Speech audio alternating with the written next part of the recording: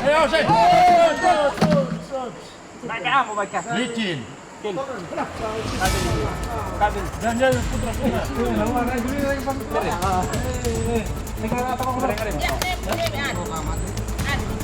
Angarimu?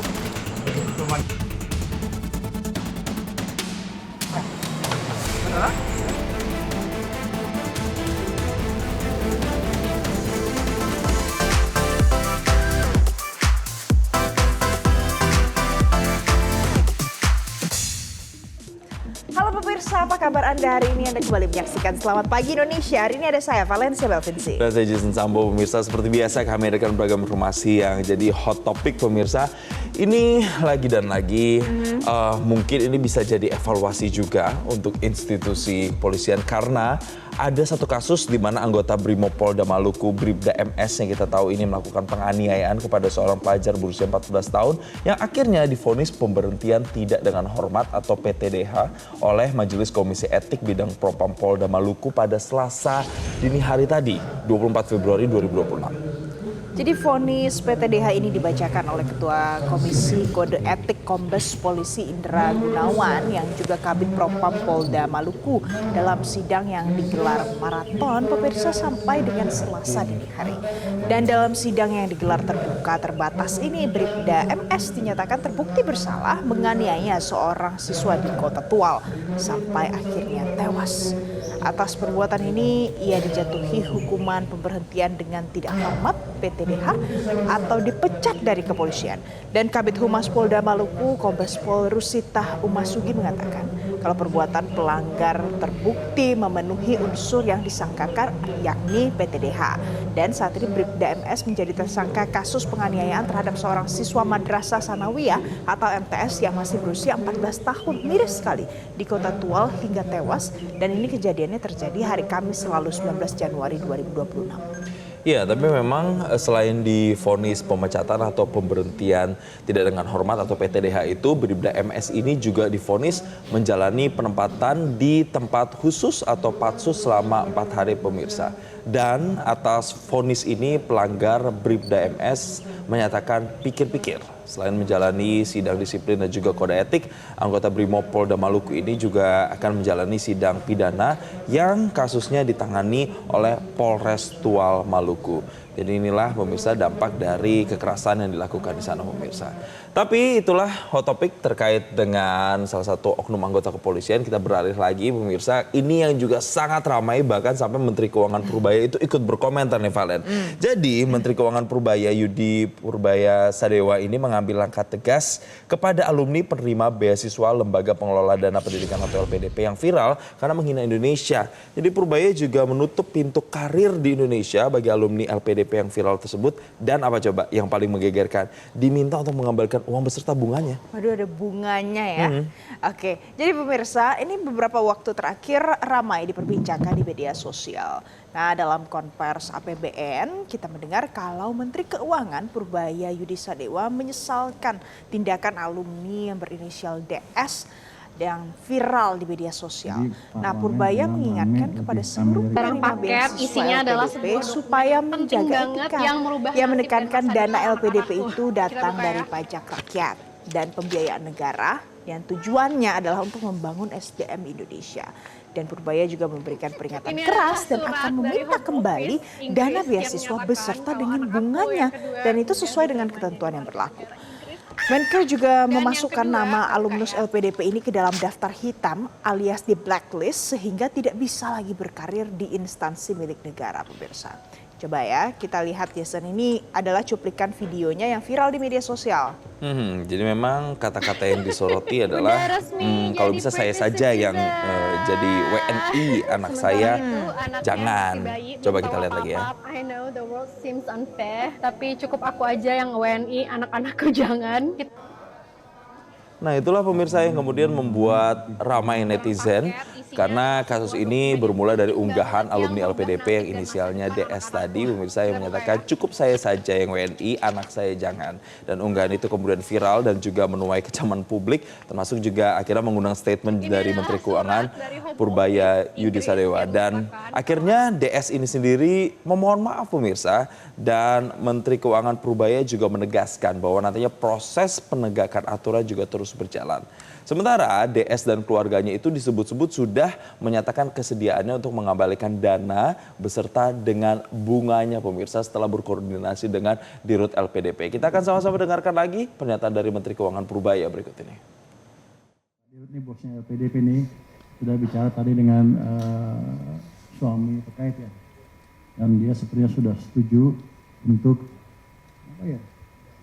mengembalikan uang yang dipakai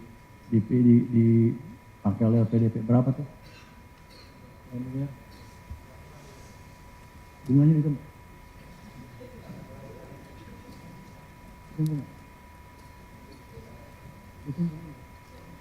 Ini termasuk bunganya loh. Jadi bukan uang IPA, kan kalau saya taruh uang itu di bank juga ada bunganya kan. Dengan treatment yang fair. Saya harapkan ke depan teman-teman yang dapat pinjaman LPDP, ya kalau mau nggak seneng yang nggak seneng, tapi jangan menghina-hina negara lah. Yang begitu, itu uang dari pajak dan sebagian dari utang yang kita sisihkan untuk memastikan SDM kita tumbuh. Tapi kalau dipakai untuk menghina negara, ya kita minta uangnya dengan bunganya kalau gitu. Nanti saya akan blacklist dia.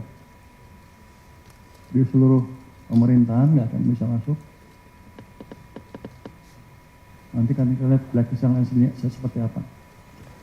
Jadi jangan menghina negara Anda sendiri. Ya, kita tinggalkan hot topic tadi, kita beralih ke yang berikutnya, pemirsa, di mana Ditlantas Polda Metro Jaya memastikan pengemudi bus yang tertidur yang memicu kecelakaan adu banteng dua bus Transjakarta Koridor 13 ruas Swadharma Jakarta Selatan dan bus operator BMP 263 yang melaju dari arah Kebayoran menuju Cipulir, yang kalau kita lihat videonya ini tiba-tiba keluar jalur dan menghantam bus MYS 1700 dari arah yang berlawanan.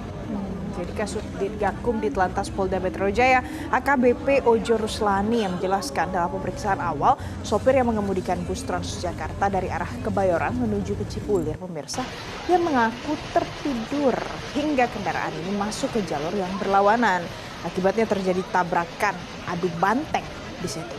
Tidak ada korban jiwa, namun korban luka jumlahnya 24 orang. Berasal dari bus yang dikemudikan oleh AS dari Cipulir ke Kebayoran, sedangkan bus yang dikemudikan oleh Y tidak membawa penumpang. Nah, para korban ini dievakuasi ke Rumah Sakit Sari Asih Ciledug dan juga di Rumah Sakit Bakti Mulia Selipi.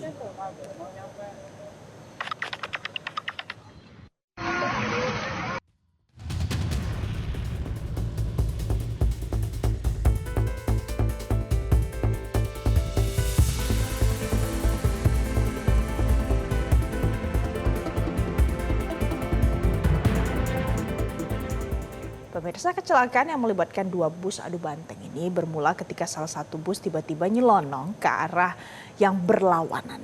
Ya, dan menanggapi permasalahan yang terjadi di Transjakarta, para pengguna berharap bahwa pelayanannya bisa segera diperbaiki, terutama pada kondisi pengemudi dan juga armada busnya.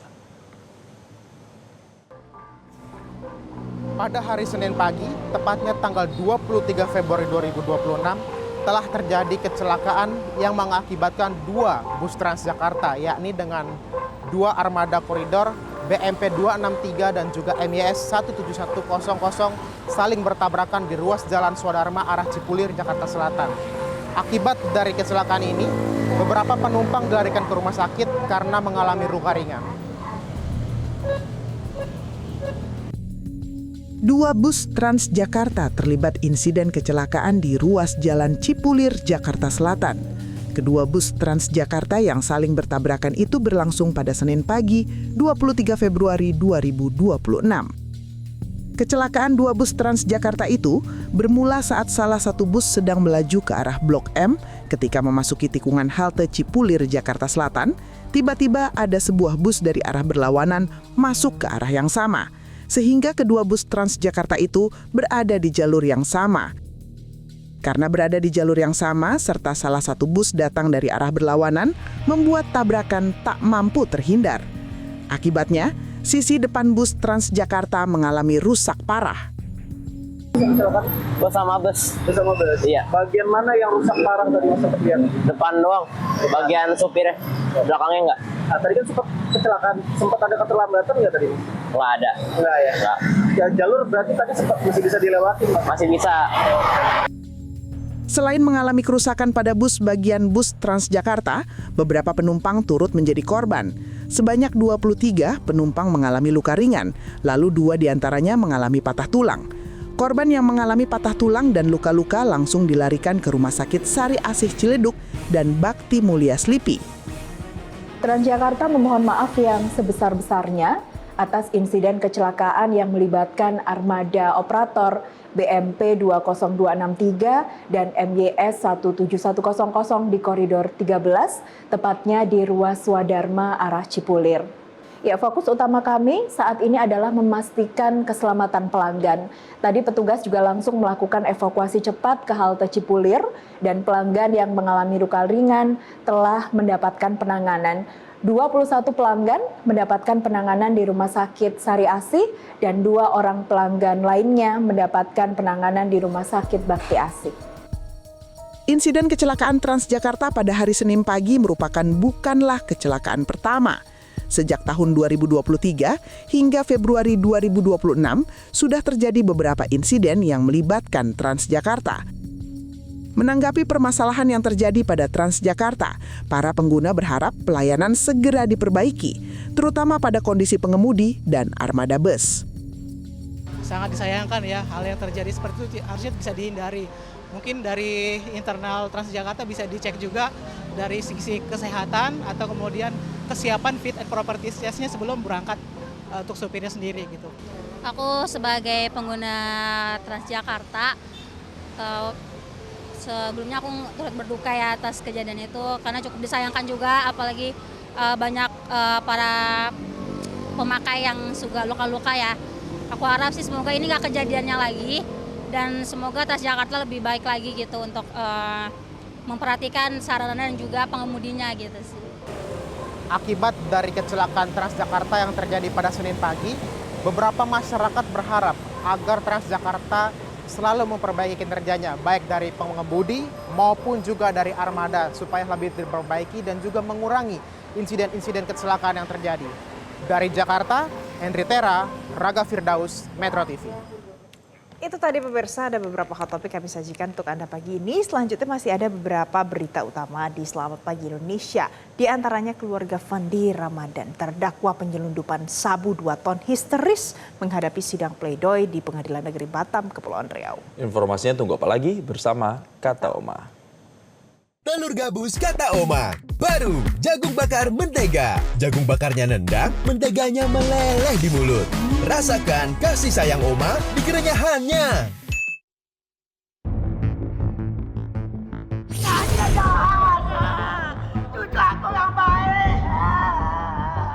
Keluarga Fandi Ramadan terdakwa penyelundupan sabu 2 ton histeris menghadiri sidang pledoi di Pengadilan Negeri Batam, Kepulauan Riau.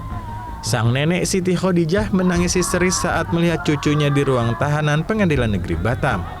Keluarga berupaya menenangkan sang nenek, namun ia terus menangis karena yakin cucunya tidak bersalah. Sebelum sidang pembacaan pledoi atau nota pembelaan, pengacara terdakwa juga menyebut bahwa Fandi tidak mengetahui sama sekali isi muatan kapal. Fandi hanya tahu dari kapten kapal bahwa isinya adalah emas dan uang, bukan narkoba.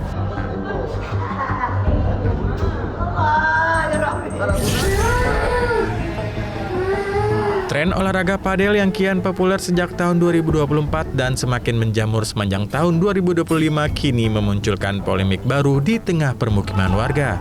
Di kawasan Jalan Haji Nawi, Kelurahan Gandaria Selatan, Kecamatan Cilandak, Jakarta Selatan, sejumlah warga mengeluhkan kebisingan dari aktivitas lapangan padel yang berdiri tepat di sebelah rumahnya.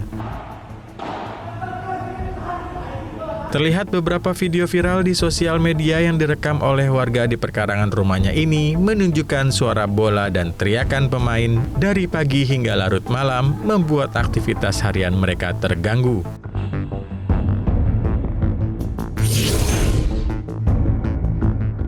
Fenomena lubang raksasa yang terjadi di Desa Pondok Bali, Kecamatan Ketol, Kabupaten Aceh Tengah, Aceh terus meluas setiap harinya dan sudah merusak perkebunan warga dan kembali membuat jalan alternatif kembali amblas. Dalam sehari, lubang raksasa ini melebar 5 hingga 7 meter. Longsoran aktif ini terus bergerak dengan kedalaman 80 meter dan luasan saat ini melebihi 5 hektar dan akan mengancam rumah warga yang berada di sekitar lokasi serta permukiman. Pemirsa, usai jeda kami akan hadir lagi dengan informasi lagi-lagi jalan rusak membuat seorang wanita terjatuh dari sepeda motor, pemirsa, saat melintas di Jalan Caringin, Mustikasari, Kota Bekasi, Jawa Barat. Sesaat lagi.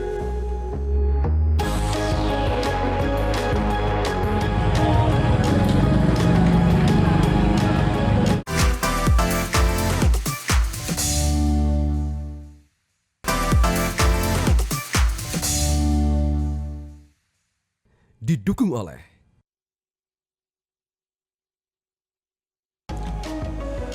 Pemirsa, kembali kami lanjutkan informasi. Lagi-lagi jalan rusak menyebabkan kecelakaan, di mana kali ini ada seorang wanita yang terjatuh dari sepeda motor saat melintas di Jalan Caringin, Mustikasari, Kota Bekasi, Jawa Barat. Informasinya tunggu apa lagi bersama Kata Oma. Telur gabus kata Oma. Baru jagung bakar mentega. Jagung bakarnya nendang, menteganya meleleh di mulut. Rasakan kasih sayang Oma di kerenyahannya. Pemirsa, kita lihat ini adalah detik-detik terjatuhnya pengendara motor yang sedang melintas di Jalan Raya Caringin di Kelurahan Mustikasari, Kecamatan Mustikajaya, Kota Bekasi, Jawa Barat. Anda lihat, pemirsa, akibatnya pengendara motor ini mengalami luka di bagian tangan dan kakinya. Sementara sepeda motor korban mengalami rusak di bagian depan. Dan dari pantauan di lapangan, kerusakan jalan di lokasi ini sudah terjadi 3 bulan lamanya. Dan kedalaman lubang mencapai 10-15 cm dan ini sangat berbahaya bagi pengguna jalan pada saat mereka melintas.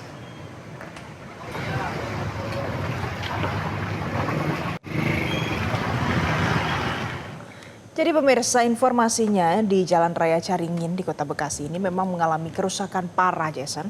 Banyak lubang di sana dan lubang inilah yang membahayakan keselamatan pengguna. Kita akan lihat bagaimana sebenarnya kondisi real saat ini. Sudah ada jurnalis Metro TV Joy Jones di sana. Ya, kita langsung sapa. Selamat pagi, Joy. Jadi bagaimana situasi di sana? Apakah Anda lihat masih banyak lubang-lubang yang mengganggu mobilitas warga di sana? Ya, Jason, Valen dan juga pemirsa, selamat pagi. Benar sekali, saat ini saya berada di Jalan Caringin di Kota Bekasi. Untuk menjawab pertanyaan Anda, Jason dan juga pemirsa, hingga saat ini tidak ada perubahan dari jalan yang terjadi pasca dari kejadian terjatuhnya salah satu pengendara motor yang videonya beredar di sosial media. Hingga saat ini pemirsa, jalan masih sama, masih berlubang dan dalam kondisi yang masih sangat parah. Bisa dilihat pemirsa bahwa lubang yang ada di jalan ini masih sangat mengganggu mobilitas masyarakat yang melalui jalan ini. Jason, Valen dan juga pemirsa, tidak hanya lubang saja. Akibat dari cuaca yang sering hujan, maka lubang yang ada di sepanjang jalan ini tergenang oleh air yang mengakibatkan terjadinya kecelakaan yang tak dapat dihindarkan karena masyarakat atau pengendara sangat sulit sekali melihat lubang yang ada sehingga tidak tahu berapa kedalamannya dan mereka terkejut dengan lubang yang sangat dalam sehingga mengakibatkan terjatuhnya masyarakat. Video yang beredar cuma satu pengendara yang terjatuh, namun pada realitanya masih banyak sekali masyarakat yang jatuh di tempat ini meskipun videonya tidak beredar berdasarkan informasi yang saya dapatkan dari masyarakat. Pemirsa, saya akan ajak Anda untuk melihat pemirsa di belakang saya ini adalah salah satu lubang yang mengakibatkan masyarakat terjatuh beberapa waktu lalu. Adapun informasi yang kami dapatkan apa sebenarnya faktor dari terjadinya atau rusaknya jalan di Jalan Caringin ini. Ada dua faktor utama pemirsa. Yang pertama adalah kondisi drainase yang ada di sepanjang jalan ini yang sangat buruk. Sehingga pada saat terjadinya hujan dengan intensitas sedang saja dalam kurun waktu 1-2 jam, maka terdapat genangan yang ada di sepanjang jalan ini.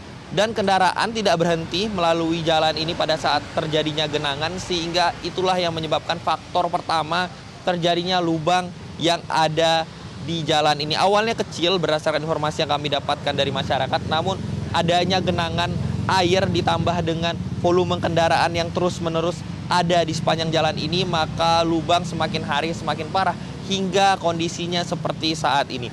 Dan yang kedua pemirsa, dapat saya sampaikan bahwa di sepanjang kawasan ini merupakan kawasan dari pabrik, sehingga kendaraan dengan berat yang besar juga melintas di sepanjang jalan ini. Inilah yang menyebabkan kondisi jalan hingga saat ini menjadi sangat buruk. Pemirsa, masyarakat berharap bahwa kondisi jalan ini dapat segera diperbaiki oleh pemerintah sehingga tidak terjadi lagi korban kecelakaan yang lainnya. Kembali ke studio, Jason dan juga Valen. Baik, terima kasih jurnalis Metro TV Joy Jones atas laporan langsung Anda dan selamat bertugas kembali. Pemirsa, nanti usai jeda untuk Anda akan kami hadirkan ulasan lain. Warga di kawasan Jalan Haji Nawi Cilandak, Jakarta Selatan mengeluhkan kebisingan luar biasa yang sumbernya dari operasional lapangan padel. Ulasannya saat lagi.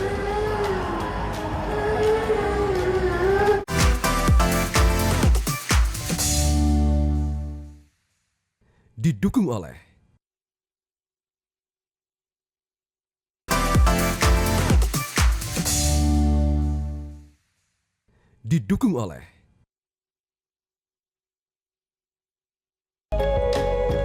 Pemirsa, Anda masih bersama kami di Selamat Pagi Indonesia. Jadi ini Jason lagi ramai juga akhir-akhir ini dibahas di media sosial dan juga di kawasan permukiman. Nah, warga di kawasan Jalan Haji Nawi Cilandak, Jakarta Selatan yang mengeluhkan kebisingan luar biasa yang datang sumbernya ini dari operasional lapangan padel dari rumah mereka.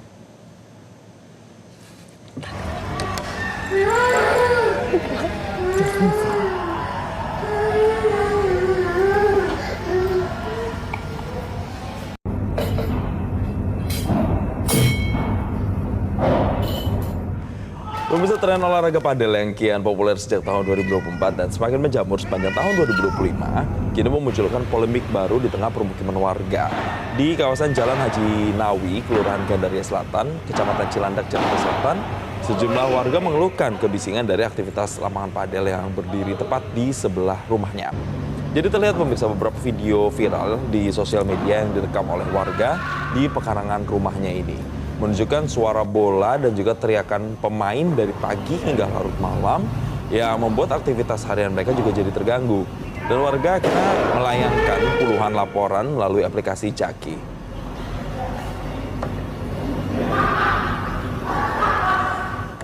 Sementara itu, buntut dari keluhan warga ini, pengelola lapangan padel di Jalan Haji Nawi Raya Cilandak, Jakarta Selatan akan membatasi jam operasionalnya dan memasang peredam suara sesuai permintaan dari warga.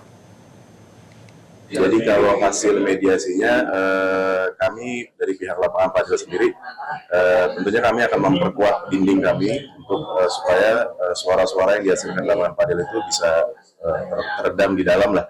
Tidak mengganggu apa yang ada di luar, seperti itu pertama. Yang kedua, dalam proses pemasangan ini juga kami membatasi jam operasional kami di bulan puasa ini menjadi kurang lebih kami mengurangi pembatasan operasional sampai 50%. Ini tujuannya juga kami ya lebih menghargai tetangga kami lah. Walaupun di sini kami nggak mencari benar atau salah, kami mencoba mengikuti dan arah.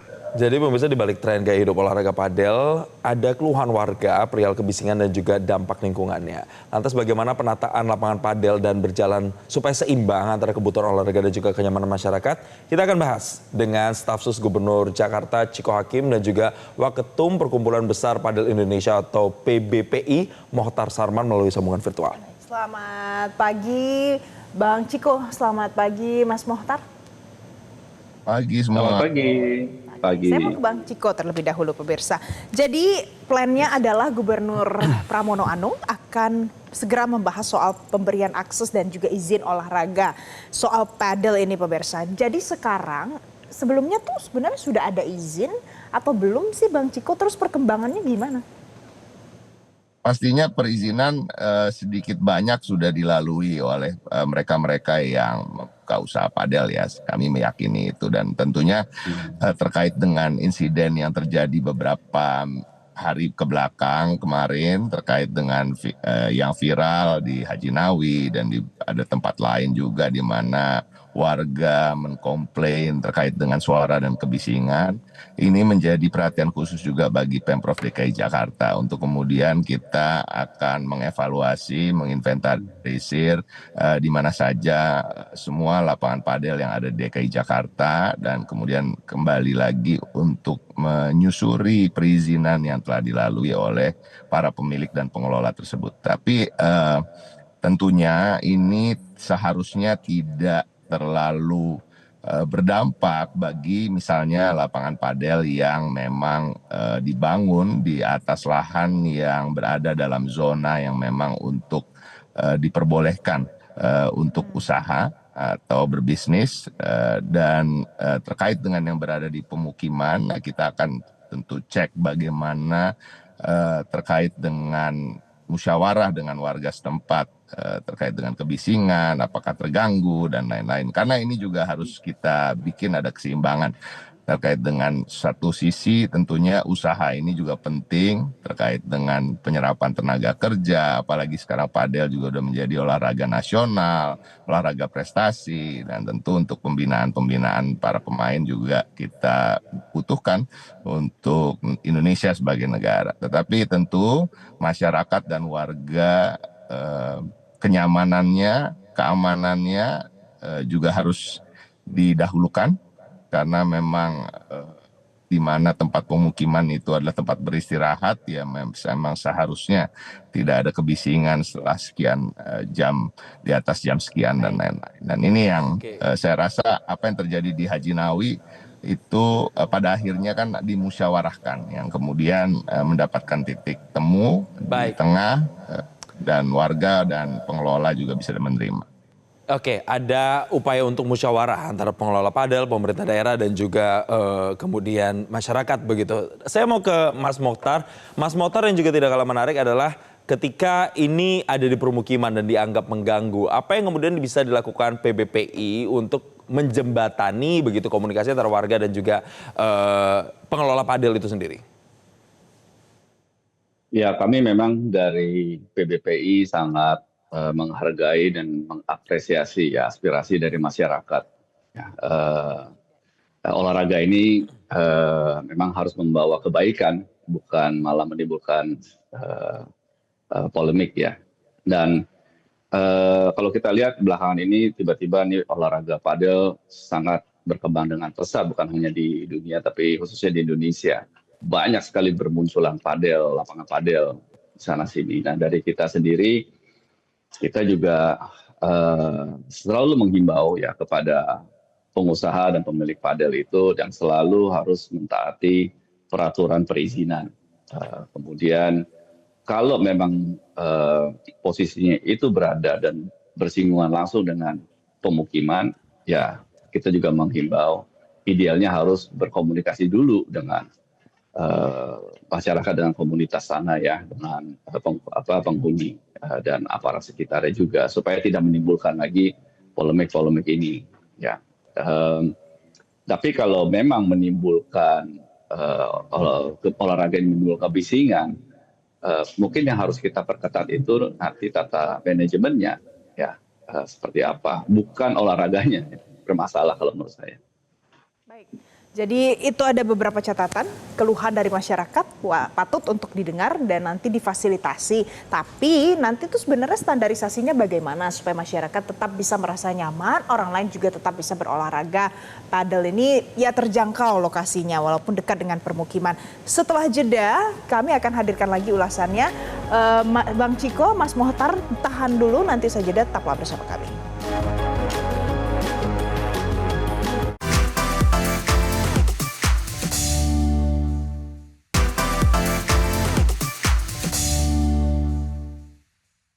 Didukung oleh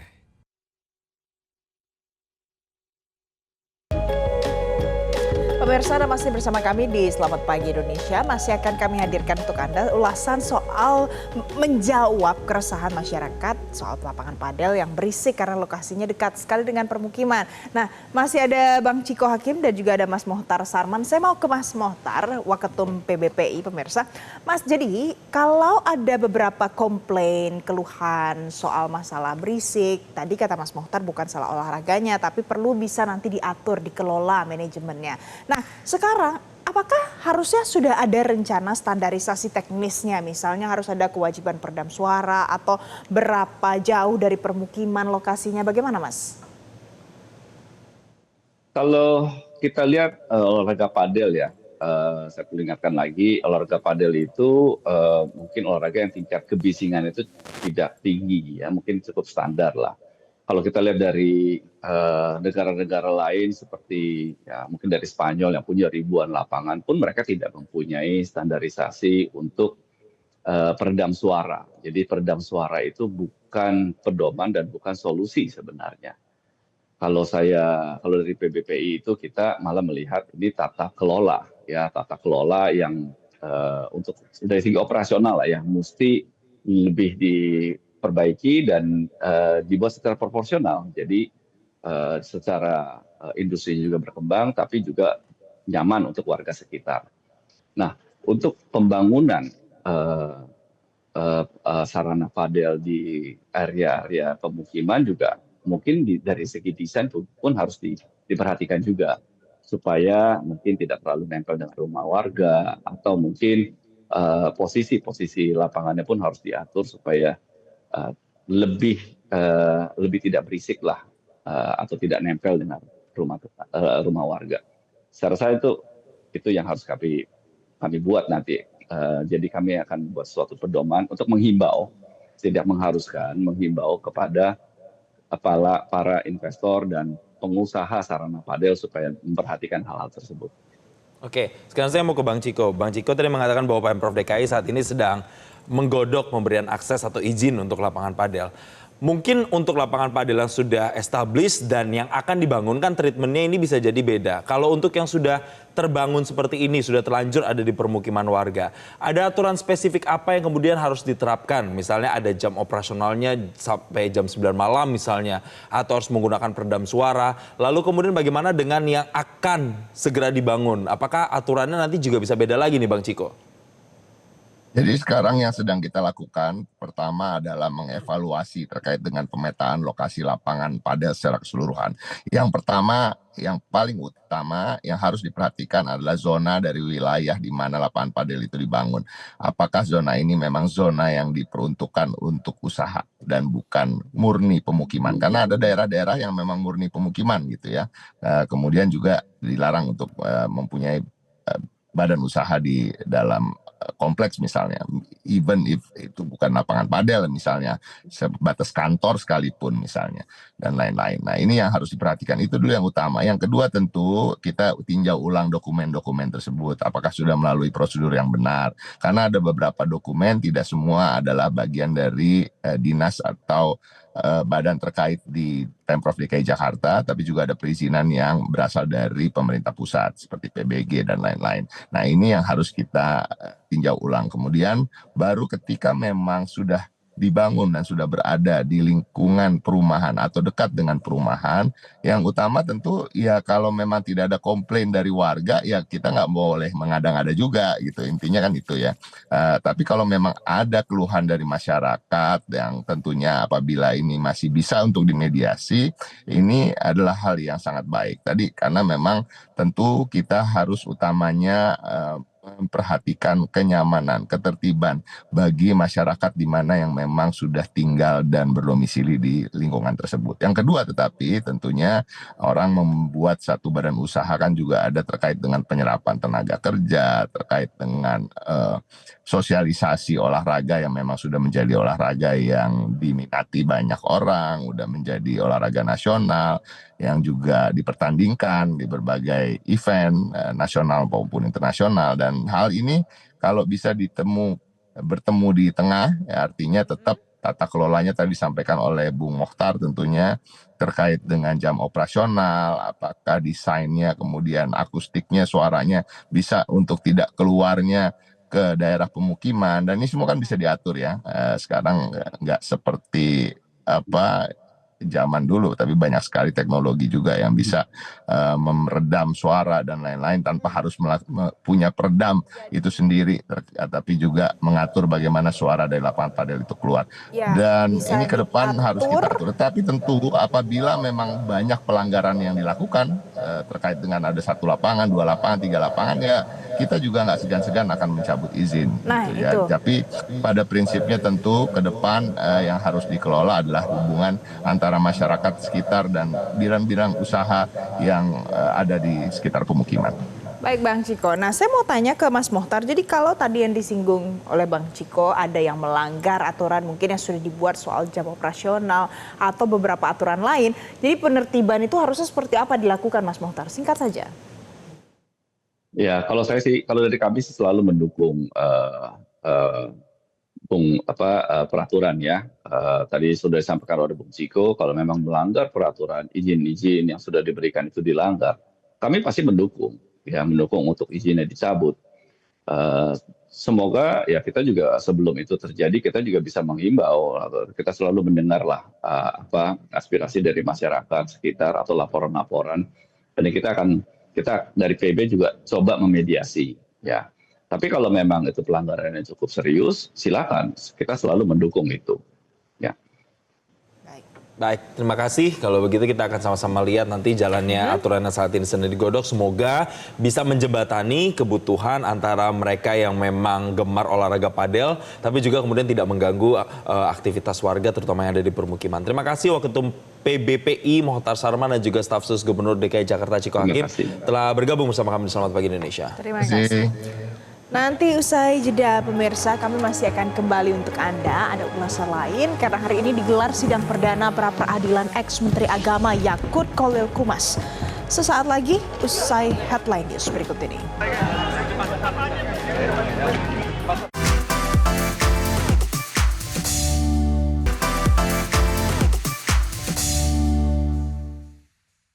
Didukung oleh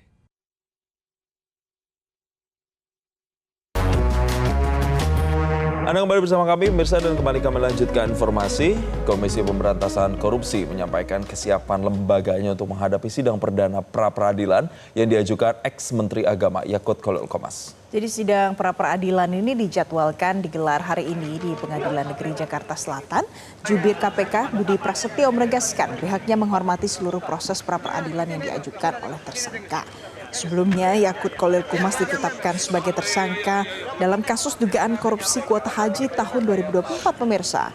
Pra-peradilan ini dilakukan untuk menguji keabsahan status tersangka.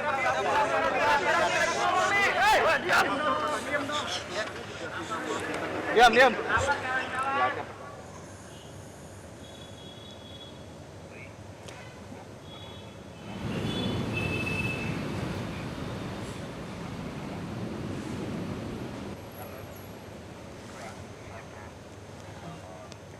Informasi terkini untuk Anda pemirsa, sudah ada jurnalis Metro TV Arbida Dono Sumito langsung dari PN Jakarta Selatan.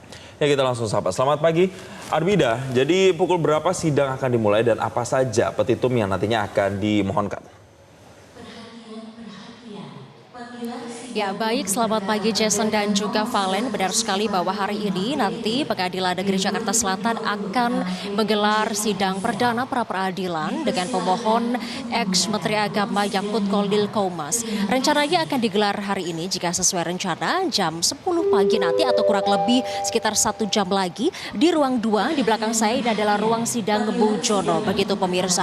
Nah, untuk sidang perdana pra peradilan yang dilayangkan oleh Yakut Khalil Qomas ini, sebelumnya kami mengonfirmasi kepada kuasa hukumnya yakni Melisa Anggraini yang menyatakan jika sidang masih sesuai rencana dilaksanakan hari ini pukul 10 waktu Indonesia Barat begitu.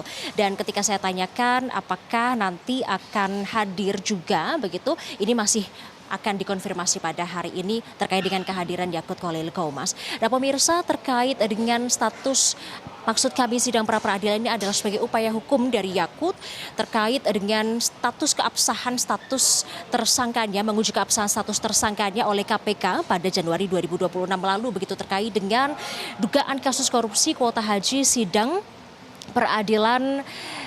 Maksud kami kuota haji penyelenggaraan haji tahun 2024 dan nanti kami akan terus nantikan terkait dengan sidang pada hari ini. Kembali ke studio. Baik, terima kasih Arbida Donosmito atas laporan langsung Anda dan selamat bertugas kembali. Pemirsa, kita beralih ke informasi lain. Ini ada fenomena lubang raksasa yang terjadi di Desa Pondok Balik, Kecamatan Ketol di Kabupaten Aceh Tengah. Aceh saat ini terus meluas setiap harinya dan saat ini sudah merusak perkebunan milik warga dan kembali membuat jalan alternatif amblas lagi ternyata, Jason. Ya, ini Valen dan juga pemirsa, longsoran aktifnya terus bergerak dengan kedalaman 80 meter dan luasan saat ini sudah lebih dari 5 hektar. Dan ini dianggap mengancam rumah warga yang berada di sekitar lokasi serta permukiman. Dan untuk melihat bagaimana kondisinya, berikut kita simak liputan jurnalis Metro TV Muhammad Zakaria dari Aceh Tengah, Aceh. Pemirsa Metro TV, saya saat ini sedang berada di fenomena alam lubang raksasa yang berada di Desa Pondok Bali, Kecamatan Ketol, Kabupaten Aceh Tengah yang sebelumnya sudah meluas dan hari ini semakin meluas dan jalan alternatif yang dibuka oleh pemerintah juga kembali rusak dan harus dipindahkan ke lokasi lainnya karena memang longsoran aktif ini masih terus terjadi 5 hingga 7 meter setiap harinya, apalagi saat cuaca hujan dengan intensitas tinggi dan sedang melanda kawasan ini. Dan kedalaman lubang ini sendiri diperkirakan 80 hingga 100 meter ke bawahnya dengan luasan saat ini mencapai 5 hektar lebih. Ya, lubang raksasa ini juga berpengaruh terhadap pertanian warga yang ada di sekitar lubang raksasa ini dan sudah ditinggalkan karena memang warga was-was akan terjadinya longsoran yang terjadi terus-menerus dan sangat berbahaya bagi keselamatan warga yang berkebun di areal ini. Dan jalan alternatif yang sebelumnya dibuka oleh pemerintah dan saat ini tidak bisa dilalui kembali karena memang sudah amblas oleh longsoran aktif ini dan pemerintah sudah membuka jalan baru ke areal yang lainnya yaitu melewati Desa Blangpaku untuk menuju ke Kecamatan Ketol dan sebaliknya untuk menuju Kecamatan Wifesam Kabupaten Muria juga dengan jalan yang sama.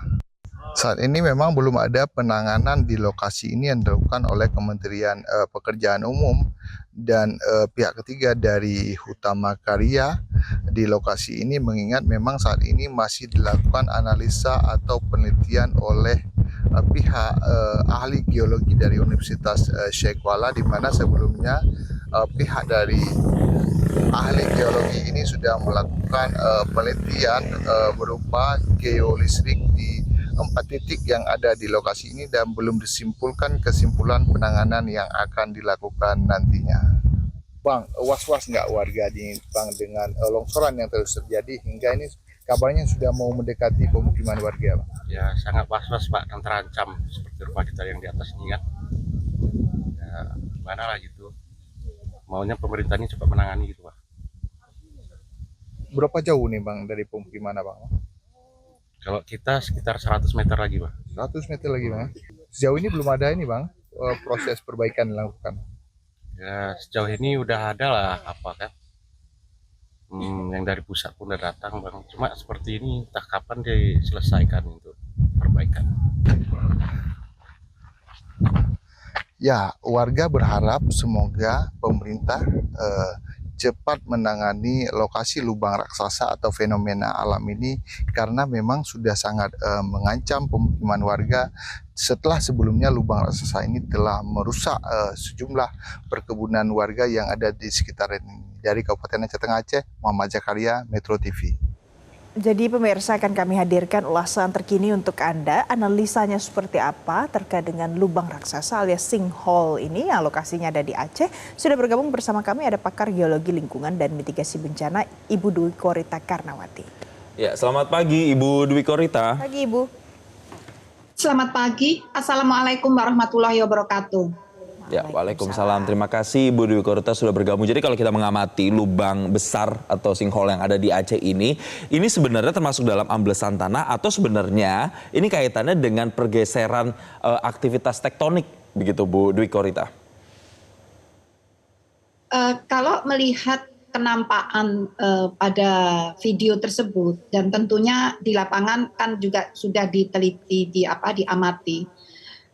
Saya lebih melihat ini adanya suatu zona lemah yang kemudian mengalami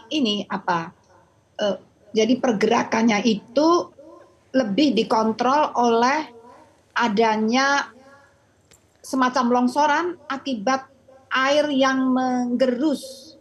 Saya melihat juga di pojok pada lubang itu ada semacam kanal yang mengeluarkan air dan air itu deras. Kelihatan sekali dari video itu, air itu deras dan cepat menggerus dari tebing di zona lemah tersebut.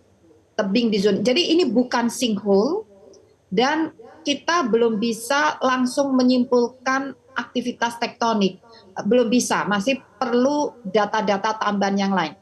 Namun yang fakta di lapangan adalah ada aktivitas penggerusan tebing dari lubang panjang ya, besar dan panjang itu yang menerus dan airnya deras. Kenapa mudah tergerus? Karena tanah di situ terlihat merupakan tanah yang kohesinya rendah, tanah pasir ya, pasir.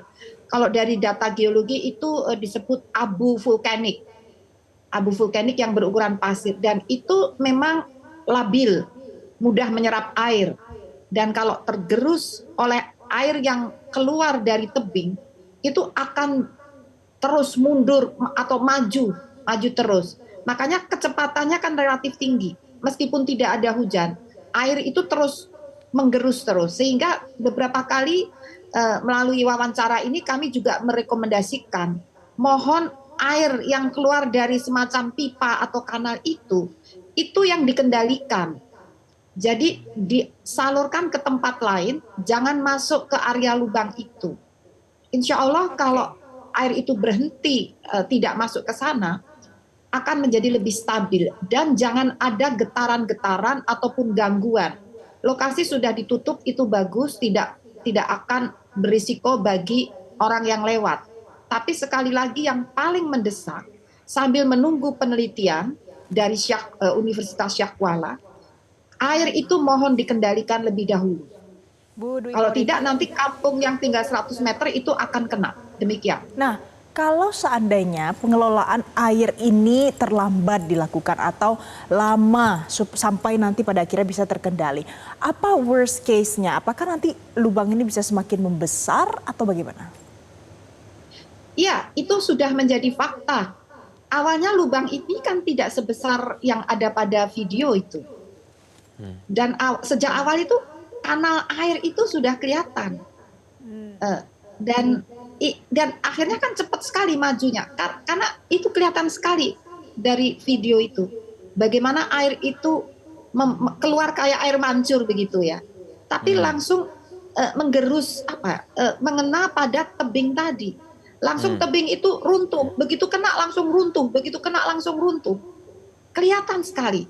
Nah, sehingga mohon itu yang jadi pojok, kalau misalnya pojok pas tekuk itu yang ada pada gambar video di situ, pas tekuk situ tuh ada air itu, jadi berkembangnya dari sana. Sambil nanti menunggu hasil geolistrik ya dari Universitas Syah Kuala itu bagus, nanti akan diketahui tujuannya stratigrafi di bawah lubang besar itu, urutan batuannya, apakah ada zona lemah atau patahan atau kekar, dan bagaimana akuifer air bawah tanah di sana. Demikian. Bu Dwi Korita, singkat saya sedikit aja, tapi apa yang bisa diantisipasi dengan adanya kejadian ini supaya hal-hal yang tidak diinginkan, misalnya kayak banjir atau pergerusan tanah semakin dalam atau makin lebar itu terjadi lagi? Apa yang bisa dilakukan? Nah, karena ini sebaiknya itu kan sebelumnya masyarakat tidak tahu, kita semua kan tidak tahu. Nah, pemetaan geologi itu harus dilakukan lebih detail lagi. Peta geologi secara makro sudah disiapkan oleh Badan Geologi. Namun alangkah baiknya bila setiap daerah, provinsi atau kabupaten mendetailkan lagi pemetaan geologi, akan diketahui zona-zona lemah mana yang berpotensi untuk tergerus atau untuk bergerak atau untuk longsor, dan zona mana yang ada batuan kars berpotensi untuk sinkhole. Jadi diperkuat pada pemetaan geologi, lalu digunakan untuk peta risiko dan tata ruang untuk mencegah kejadian ke depan agar tidak menjadi seperti ini. Demikian. Jadi sebelum nantinya bisa dipetakan, perlu ada riset dulu ya Jason, dan mudah-mudahan ini bisa segera tertangani. Terima kasih Ibu Dwi Korita Karnawati, pakar geologi lingkungan dan mitigasi bencana, sudah memberikan penjelasan pagi hari ini untuk pemirsa Selamat Pagi Indonesia. Ya, dan pemirsa kita lanjut lagi ke informasi berikutnya. Jadi saat ini sedang ada tren perawatan kulit wajah terbaru yang dinamakan jelly skin. Jadi tren ini membuat kulit wajah tidak hanya cerah bercahaya saja, tapi tekstur kulit akan terasa kenyal dan sehat pada saat disentuh. Sudah banyak masyarakat yang sadar dengan perawatan kulit yang tidak perlu tahapan skincare terlalu banyak, asalkan kulit tetap cantik dan sehat. Klinik Kecantikan Derma Pro menawarkan layanan perawatan kecantikan kulit baru yang tidak hanya menunjukkan kulit cerah bercahaya, namun mampu berikan kulit rasa kenyal dan elastis yang membuat kulit terasa lebih sehat dengan perawatan jelly skin.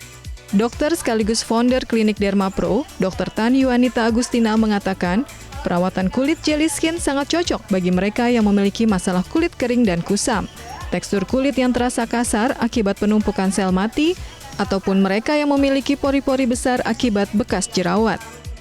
Klinik Derma Pro Jakarta menawarkan perawatan jelly skin dengan 3 layanan sesuai kebutuhan konsumen. Di antaranya Infus Jelly Skin, memberikan perawatan holistik ke seluruh tubuh melalui injeksi intravena, kemudian layanan Jelly Skin Ultra Booster, perawatan kulit untuk area tertentu, serta Jelly Skin Laser, yakni layanan teknologi terkini yang hanya ada pada Klinik Derma Pro. Jadi jelly skin itu sebenarnya adalah tren glass skin yang naik tingkat sebenarnya. Jadi kita jelly skin itu trademarknya adalah kita menggunakan alat-alat yang memang terpercaya di seluruh dunia. Kualitasnya nomor 1, udah mengenang penghargaan banyak. Dan juga kita menggunakan skin booster yang benar-benar udah hype banget di Korea juga. Tapi kita mengemasnya jadi cocok untuk kulit orang Indonesia dan dengan harga yang sangat-sangat terjangkau. Bayang nggak? Jadi kualitasnya bintang 5 tapi harganya sangat, bukan kaki 5 sih ya, ekonomis begitu ya. Kita lagi ada jelly skin infus yang misalnya pengen kulitnya rata ya dari atas sampai bawah gitu ya, pengen lebih glowing gitu ya, bukan untuk merubah warna kulit tapi bikin supaya warna kulitnya lebih cerah aja gitu. Nah kemudian kita ada jelly skin booster karena kan sekarang tuh orang-orang kan pengennya supaya kulitnya lebih moist, lebih nggak kerut-kerut, nggak kering dan lebih glowing. Jadi kita ada yang namanya ultra booster. Dan kemudian yang terakhir adalah untuk orang-orang Indonesia yang pasti punya masalah dengan pori-pori besar, dengan bekas jerawat, terus kemudian ada keriput-keriput halus ya, terutama di bawah mata, di daerah leher, kita punya jelly skin laser gitu. Sudah banyak masyarakat yang sadar dengan perawatan kulit yang tidak perlu tahapan skincare terlalu banyak, asalkan kulit tetap cantik dan sehat. Kesadaran masyarakat akan kesehatan kulit yang berkesinambungan dengan kecantikan terus meningkat. Banyak orang mulai sadar bahwa memiliki kulit sehat lebih penting dari sekedar cantik instan. Dari Jakarta, Ardan Anugrah, Alan Indra, Metro TV. Selanjutnya kami masih akan kembali untuk Anda, tetaplah bersama kami.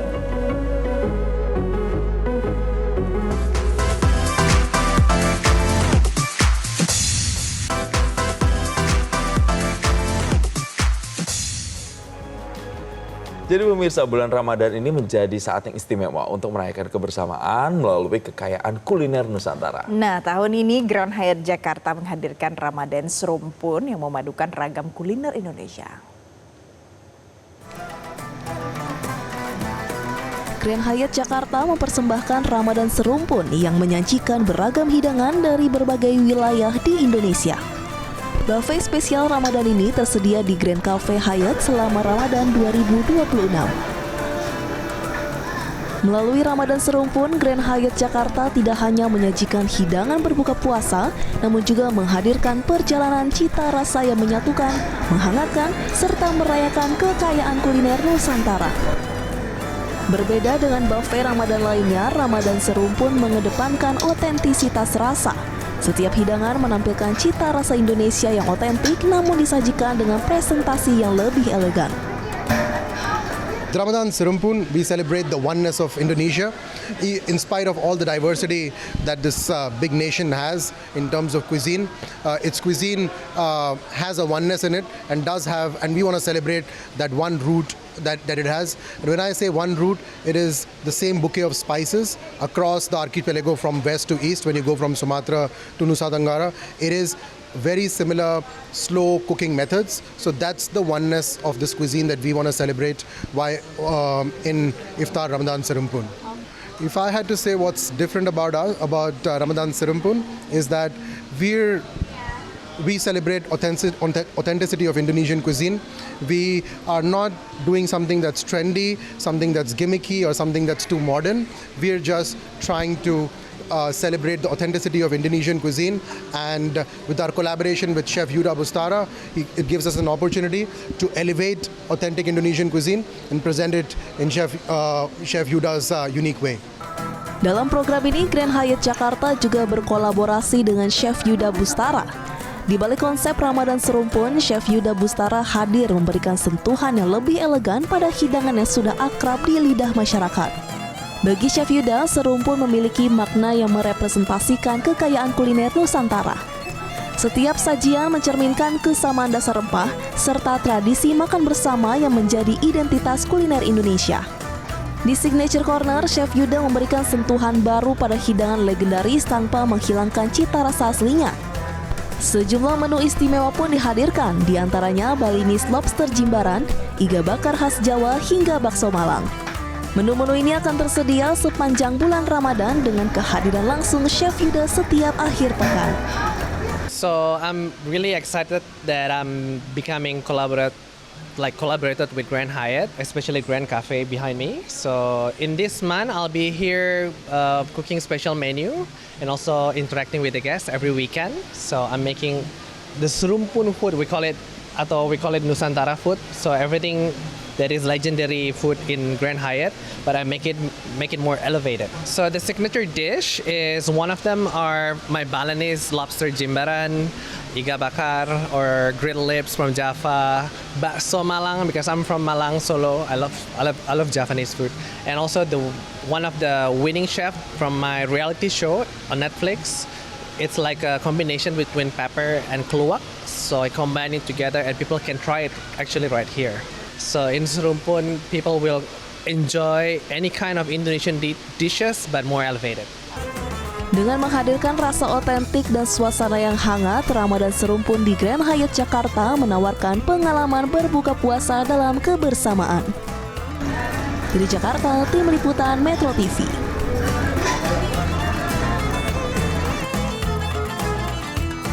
Pemirsa, informasi tadi mengakhiri jumpa kita pagi ini di Selamat Pagi Indonesia. Saya Valencia Malfungsi. Dan saya Jason Sambo mewakili rekan-rekan yang bertugas pamit. Terima kasih dan sampai jumpa.